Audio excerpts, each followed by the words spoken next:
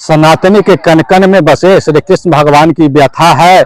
सीतामढ़ी के मोहनपुर में मंगलवार से शुरू हो रही श्रीमद् भगवत कथा है। नमस्कारम, नमो मिथिला में आपका स्वागत है।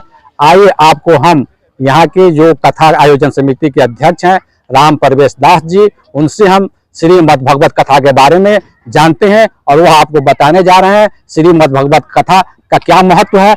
आइए आप भी देखिए और जानिए। कथा के बारे में थोड़ा बाबा हमारे श्रोताओं को बताइए।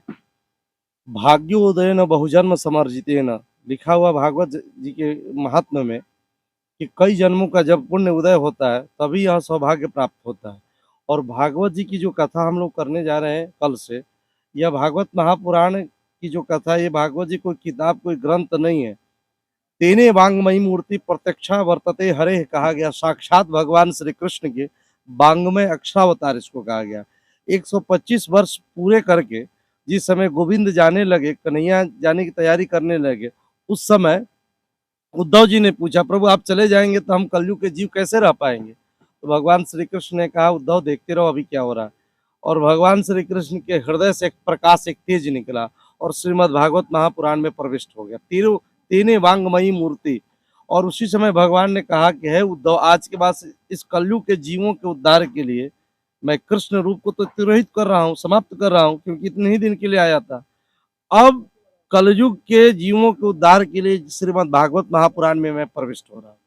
और आज के बाद अगर कोई मुझे सुनना चाहता है, मैं स्पर्श करना चाहता है, मुझसे बात करना चाहता है, तो भागवत जी का स्पर्श दर्शन करे, उसको सब साक्षात मैं ही भागवत जी के रूप में उपस्थित हो रहा हूँ।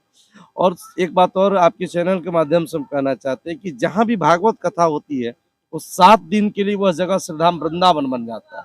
और वृंदावन की विशेषता ये है कि हमारे वृंदावन के संत कहा करते हैं कि वृंदावन के वृक्ष को मर्म न जाने को, डार डार अरु पात पात श्री राधे राधे होए। प्रत्येक कण कण में कल से पूरे सीतामढ़ी शहर में राधे राधे ही चलेगा। और एक बात और निवेदन करूँ आपको, हमारे जो ये कार्यकर्तागण, हमारे जो समिति के लोगों ने जो कार्य किया इतनी कम समय में, बिल्कुल इतने कम समय इतनी भव्य व्यवस्था की है, ये साधारण बात नहीं है। ऐसा सौभाग्य बार बार नहीं मिलता। हमारे एक संत कहा करते हैं कि खुशनसीबी का जब गुल खिला तब कहीं जाके ये दर मिला हो, ऐसी होगी कहाँ दूसरी, ऐसी होगी कहाँ दूसरी, सबसे बढ़िया है सबसे बड़ी मेरी राधा तेरी नौकरी, सबसे बढ़िया है सबसे बड़ी। और आगे कहा कि ऐसा सौभाग्य बार बार प्राप्त नहीं हो सकता। गोस्वामी तुलसीदास जी रामचरितमानस में लिखते हैं कि यही सरयावत अति कठिनाई, राम कृपा बिनु आई न जाई। सभी लोग इस सत्संग में, इस पुनीत कार्य में सहभागी नहीं हो सकते। बहुत लोगों के अगल बगल में भी नहीं आ पाएंगे। जिसके ऊपर मेरे ठाकुर जी की कृपा होगी, गोविंद की कृपा होगी, राघव की कृपा होगी, वही इस कार्यक्रम में शामिल हो पाएगा। तो जो शामिल है समझिए उनके ऊपर ठाकुर जी की कृपा है। तो ये भागवत कथा प्रेम की विधा सिखाती है। भागवत जी को प्रेम ग्रंथ कहा गया है। प्रेम करने की विधा भागवत जी सिखाती है। और भगवान को चाहिए क्या? ठाकुर जी न किसी का धन देखते, न किसी का बल देखते, न किसी की जाति, न विद्या, न बुद्धि, कुछ नहीं। भगवान तो बस एक ही चीज देखते हैं। गोस्वामी जी ने लिखा है मानस में कि राम ही केवल प्रेम प्यारा, अजानी ले हूँ जो जान निहारा।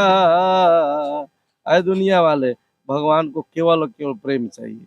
और यह 7 दिन के अंदर जिनके हृदय में कृष्ण प्रेम नहीं है, राम प्रेम नहीं है, इस भागवत जी के माध्यम से उसके हृदय में कृष्ण प्रेम उत्पन्न करने का प्रयास किया जाता है भागवत जी के माध्यम से। जरा हमारे दर्शकों को कथा का एड्रेस बता दीजिए लोगों को। मोहनपुर बाजार, गिट्टी, मोहनपुर बाजार के बगल में गिट्टी प्लॉट है, उसी में इस भागवत कथा का आयोजन किया जा रहा है। सभी माता बहनों भाइयों से निवेदन है कि भारी से भारी संख्या में उपस्थित होकर के इस यज्ञ को सार्थक बनाएं। धन्यवाद। धर्म से जुड़े खबर को देखने के लिए हमारे चैनल नमो मिथिला को लाइक करें, कमेंट करें, शेयर करें, हाँ सब्सक्राइब करना ना भूलें। सब्सक्राइब कर अपना आशीर्वाद जरूर दें। जय सनातन, जय मिथिला।